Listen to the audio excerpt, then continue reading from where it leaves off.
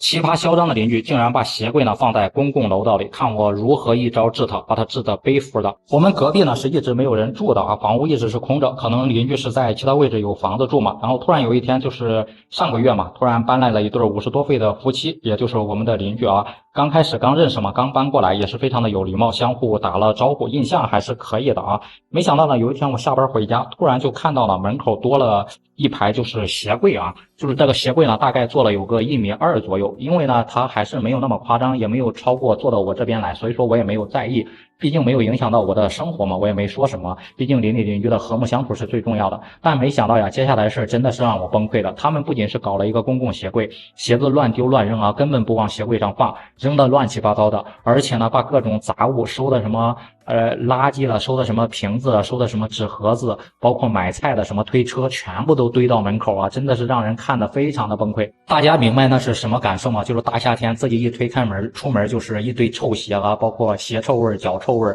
还有堆的那种垃圾的阵阵的一个恶臭味，真的是让人实在忍受不了了。没办法呢，我就敲了敲邻居的门啊。开门的呢是邻居的阿姨啊，我就说阿姨啊，就是大夏天的这个楼道是公共楼道，然后还是消防楼道，你堆这么多杂物非常不安全的，而且夏天呢，包括鞋子的什么味道特别的难闻，你能不能收拾一下？这个时候呢，我就感觉阿姨的脸色有点挂不住了啊，不像平常那么有礼貌，就是敷衍着说好了知道了，我这不是家里没地方放嘛，就暂时在这儿放一下，我过几天就收拾。但是万万让我没想到的是，过了几天之后呢，不仅呢邻居没有收拾，反而堆的杂物越来越多，鞋子越来越多，就是家里面我感觉他们冬天穿的鞋子也全部都堆了出来，我不知道是不是就是我上次得罪他了，故意报复我还是怎么回事。我又实在忍不住啊，真的是忍无可忍了，我就又敲门，这一次敲门声音明显是大了一点，不像上次那么有礼貌。一开门呢，我就质问阿姨，阿姨呀，你怎么没有收拾，反而东西越堆越多呀？你这样非常不好吧？这个时候呢，阿姨终于就是暴露了他的嘴脸啊，直接就怼我，怎么了？这是公共区域，我堆到这里怎么了？这是公摊面积，也有我自己出钱买的，跟你有什么关系？碍着你走道了还是怎么的？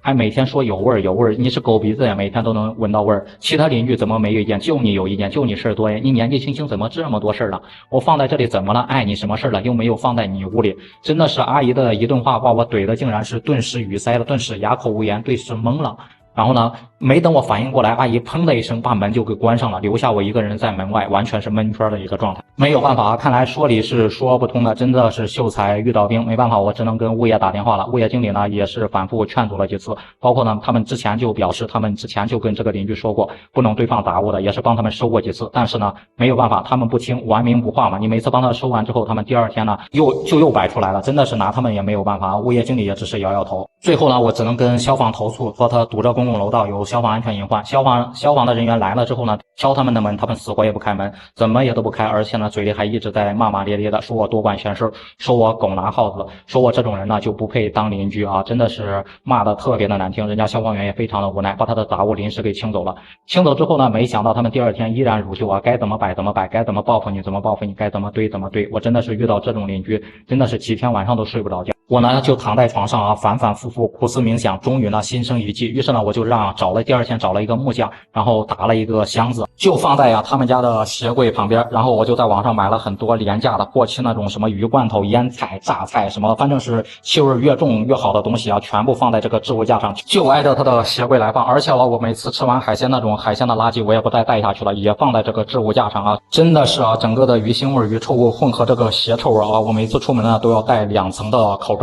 这个阿姨呢，隔壁的阿姨终于是忍不住了，敲我的门，怒气冲冲的说：“小范呀，你怎么这么不道德？你把这么臭烘烘的东西放到楼道里，放到我的鞋柜旁边，真的合适吗？”我说：“阿姨，你放一个鞋柜，放这么多杂物在公共楼道里合适吗？你考虑过别人吗？”阿姨呢也被我怼得哑口无言啊，最后说要去物业投诉我们。最终的结果就是物业也没有办法，因为是你事先放鞋柜在先嘛，你不挪鞋柜，我就绝对不会把这些臭烘烘的什么鱼了、什么泡菜呢跟移位置啊跟挪回去，我就一直放在这里。反正呢，我把门一关，所有的臭味我都闻不到。我在家里无非就是戴个口罩而已，但是你的鞋呢可受不了我这些鱼腥鱼臭的一个熏陶啊。最终呢，隔壁的阿姨跟邻居呢也是受不了了，就找我来协商，说小范呀，你能不能把东西给挪进去？我们呢之前的确是做的不对，我们也把我们的鞋柜呢所有东西都清理干净。我说那你先清，等你清理干净之后，我自然会弄的。邻居的阿姨呢就骂骂咧咧的要隔壁的大哥呢把所有东西都清干净了，整个楼道里面瞬间变得非常的清爽跟干净啊，我整个人也非常的舒畅了。不知道大家在生活中有没有遇到这种奇葩的邻居？大家觉得我做的对吗？